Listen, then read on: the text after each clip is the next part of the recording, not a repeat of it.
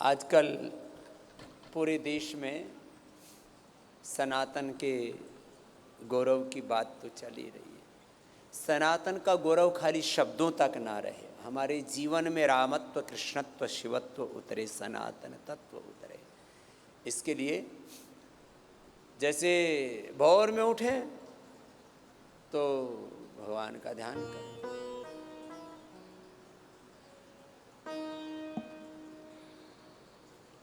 भगवान कृष्ण जी योगेश्वर होके उस परात्पर ब्रह्म के सगुण साकार अवतार होकर के भी क्या पालते थे? गौ पालते थे। हम गाय पालें। हम रोज सुबह यहाँ आते हैं तो छोटी छोटी गैया मैया को, जो हमारे पास पुंगनूर भी है, दो छोटी छोटी गैया मैया हैं, एक नंदी जी हैं, फिर बड़ी गैया मैया भी हैं। उनको रोटी दे करके, सबसे पहले उठ करके नित्य कर्म करके अपना ध्यान करके, फिर गौ माता का पूजन करके उनको गो ग्रास दे के और फिर आपके पास दौड़ते हुए योग सिखाने के लिए आते। तो भाई आप भी गौ माता को रोटी दिया करो, गो ग्रास निकाला करो। पहले अपने बड़े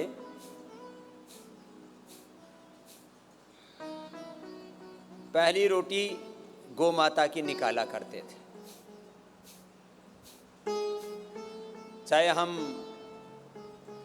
यहाँ संत कुटीर में रहें, चाहे योगग्राम में। योगग्राम में तो हमारा एक बादल है, वो जब गाय को देते हैं तो इतना जोर से चिल्लाता है, दूर से ही पहले हमको दो, फिर उसको भी देते हैं, भाई तू भी खा। पहले माताएं पहला ग्रास गाय के नाम से ही निकालती थी, पहली रोटी गाय के नाम की बनाती थी।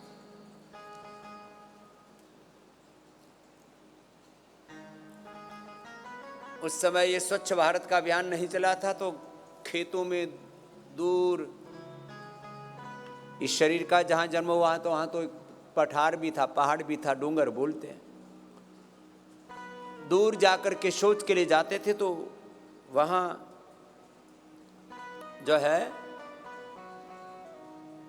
एक मुट्ठी मोटा अनाज लेकर के चींटियों के लिए लेके जाते, चींटी के लिए। अब ये छोटे छोटे पुण्य हैं जिससे आपके जीवन में बड़े बड़े शुभ परिणाम घटित होते हैं।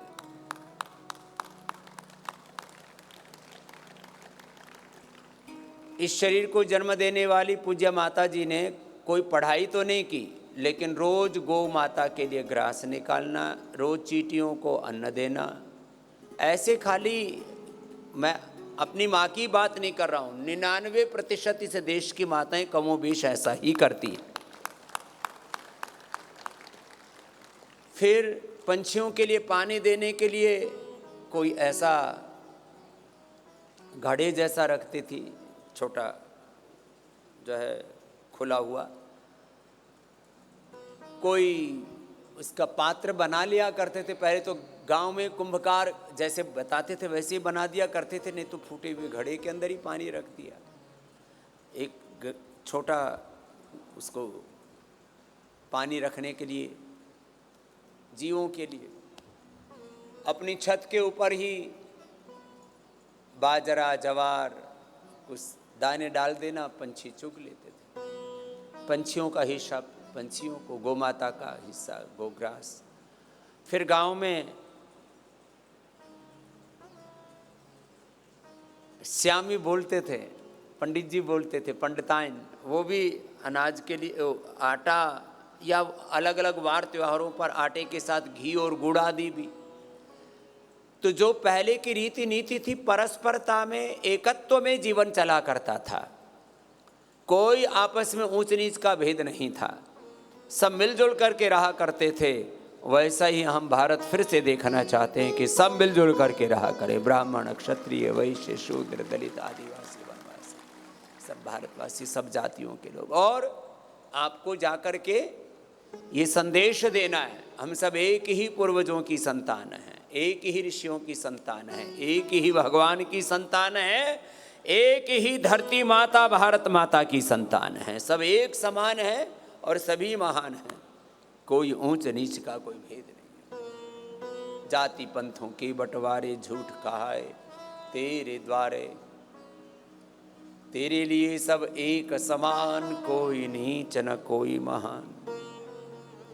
रघुपति राघव राजा राम, पतित पावन सीताराम।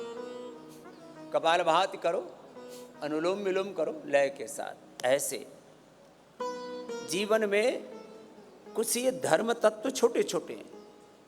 पेड़ लगाना, हम छोटे बालक थे, हमको नहीं पता था पेड़ लगाने से क्या पुण्य होता है। प्रकृति पर्यावरण की जो आज समस्या इतनी विकराल बनी हुई थी, उस समय तो हमने नेचर एंड एनवायरनमेंट के बारे में जो आज स्कूलों में और यूनिवर्सिटियों में कंपलसरी सब्जेक्ट पढ़ाया जा रहा है।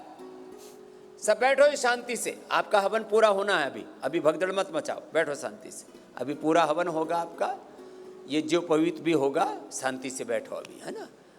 महात्मा जी बैठा दो इनको, तीर्थदेव जी आनंद से बैठो, शांति से हवन करते रहो जो जो कर रहे हैं। फिर सबको आज जितने भी भाई बहन आए हैं सबको अवसर मिलेगा।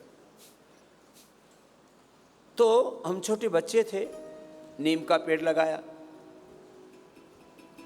पीपल का बड़का पेड़ लगाया, उसको नीम पीपल बड़का पेड़ लगा करके फिर उसको चारों तरफ बाड़ लगाते थे, उसकी सुरक्षा का प्रबंध होता रहे। ओहो जी, यहीं आ गए जी। ओ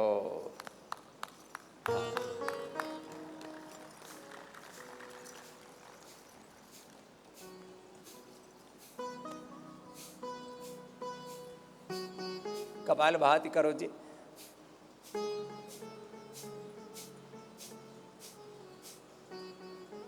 हाँ, आपको भी 5 किलो वजन कम करना है। माल बहुत खाता है। बच्चे तो फिर बोले हाइट बड़ी होगी तो अपने आप ही छट जाएगा। मैंने कहा ठीक है।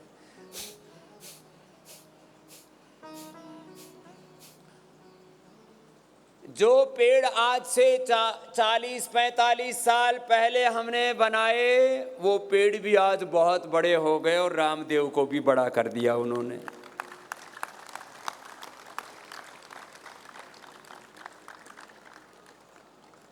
पेड़ लगाने से हम खुद बड़े होते हैं, पेड़ तो बड़े होते ही होते हैं, वो तो भगवान का विधान है। ये छोटी छोटी बातें हैं। भोर में उठ करके माता पिता को प्रणाम करना। एक दिन हम स्कूल में गए हुए थे, एक बड़े व्यक्ति आए, उन्होंने कहा कौन कौन अपने माँ बाप को नमस्ते करके आया। तो किसी ने हाथ नहीं उठाया, सारी क्लास को वापस घर भेज दिया। बोले जाओ अपने अपने माता पिता को प्रणाम करके आओ। ये बात बता रहा हूँ, हम जब छोटे से बालक थे 5-7 साल के, हमको नहीं पता कितनी उम्र थी हमारी। घर में गए तो मैया चक्की पीस रही थी, दूर से देखते ही बोले छोरा स्कूल से क्यों आ गए हो। मैंने कहा माता जी बताएंगे। माता जी के पैर छू के कभी छुए ही नहीं थे, चुपचाप पैर छू के और गांव की भाषा में दड़ा छंटे वापस भाग गए। तो माँ बोली अरे छोरा रुक तो सही, आयो क्यों थो। मैंने कहा जो आयो थो वो काम कर दियो। लेकिन उसका फायदा बड़ा हुआ। फिर अगले दिन उठे तो उठते ही माता पिता को प्रणाम किया, क्योंकि सिखा दिया कि माता पिता को प्रणाम करना चाहिए। प्रातः काल उठ के रघुनाथा माता पिता गुरु न वै माता अभिवादन शीलस्य नित्यं वृद्धोपसेविनः चत्वारि तस्य वर्धन्ते आयुर्विद्या यशो बलम। अगले दिन से एक काम जोरदार हो गया। बड़ा सा मक्खन का ढेला और बासी बाजरे की रोटी पर उठते ही मिल गया। मैंने कहा यो नमस्ते तो बड़ी जोरदार है, इसमें तो घणो फायदो है भाई, यो जरूर करनी है।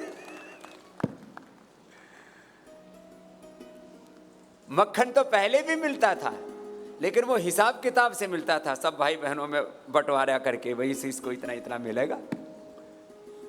लेकिन जब उठते ही हमने नमस्ते पहले ही टेक दी तो माता जी ने मक्खन भी पहले ही टेक दिया। तो ये छोटी छोटी बातें, माता पिता को प्रणाम करना। और भाई हमको तो नहीं पता कैसे हुआ कैसे नहीं हुआ, हम तो भाई जाहिर तौर पर माँ के भक्त हैं। हाँ, माँ को भगवान का ही साक्षात विग्रह मान करके उन्हीं की पूजा को और उन्हीं के प्रियाचरण को, उन्हीं की प्रसन्नता को भगवान की प्रसन्नता मानते हैं। आप भी, आपने अपने माता पिता को, आपने अपनी माँ को प्रसन्न कर दिया तो भगवान आपने आप ही आपसे प्रसन्न हो। ये हम अपने जीवन का सार कह रहे हैं आपसे। और माँ की प्रसन्नता, ये अभिवादन तो, प्रणाम तो एक उसका प्रारंभ मात्र है। ऐसा कर्म करो कि तुम्हें माँ के और उस जगत माता के भी आशीर्वाद अपने आप मिलने लगे। ऐसे कर्म करो, ऐसा आचरण करो, ऐसा जीवन बनाओ।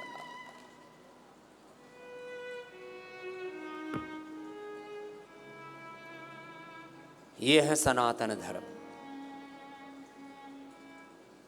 माता पिता को सीताराम जी का, लक्ष्मी नारायण का, भगवान भगवती का साक्षात विग्रह मान करके उनकी सेवा करो और उनका यश गौरव वर्धन करने के लिए अपने जीवन में तप करो, पुरुषार्थ करो। अपने बच्चों को तपस्वी बनाओ।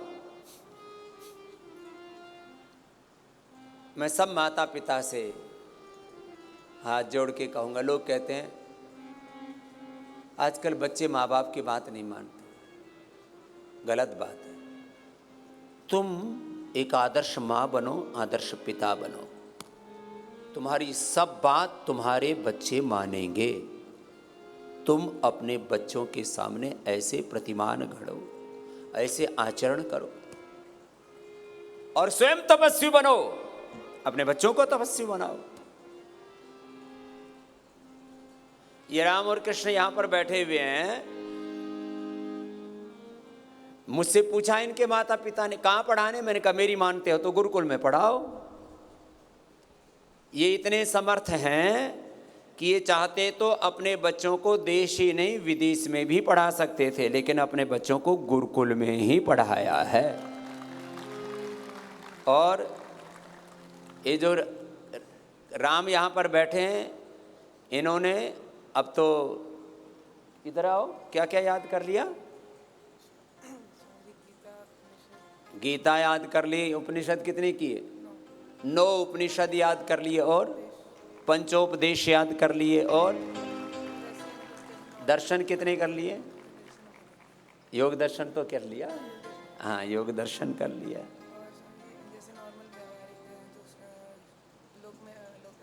लोक व्यवहार में जितने भी नीति वाक्य हैं, शास्त्रों के वचन हैं, ऐसे याद कर लिए सब।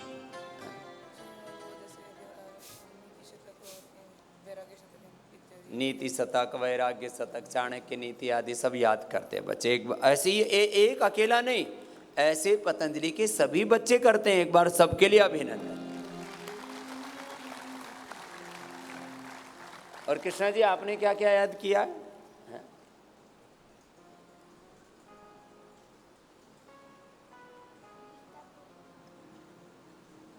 माइक तो चालू रखो। पूरी गीता। पूरी गीता याद कर ली? अरे भाई, तो बहुत जल्दी याद कर ली।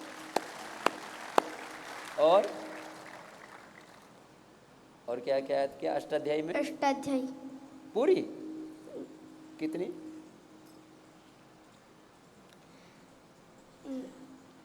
3 अध्याय पूरे हो गए, 4th अध्याय चल रहा है। 4th अध्याय चल रहा है।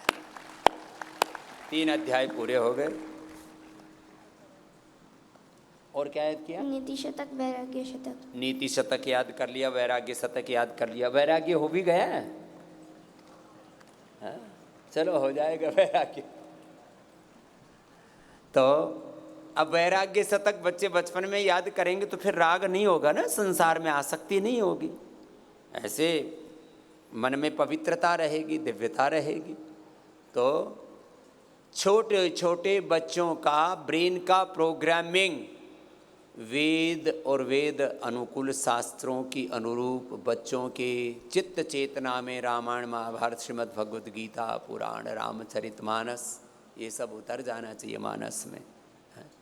तो ऐसे अपने बच्चों को तैयार करो, तब आप अधिकारी बन पाओगे। बोलो सत्य सनातन वैदिक धर्म की, मर्यादा पुरुषोत्तम सियावर रामचंद्र की, योगेश्वर श्री कृष्ण चंद्र की, गंगा मैया की, गौ माता की जय। ओम नमः पार्वती पतये हर हर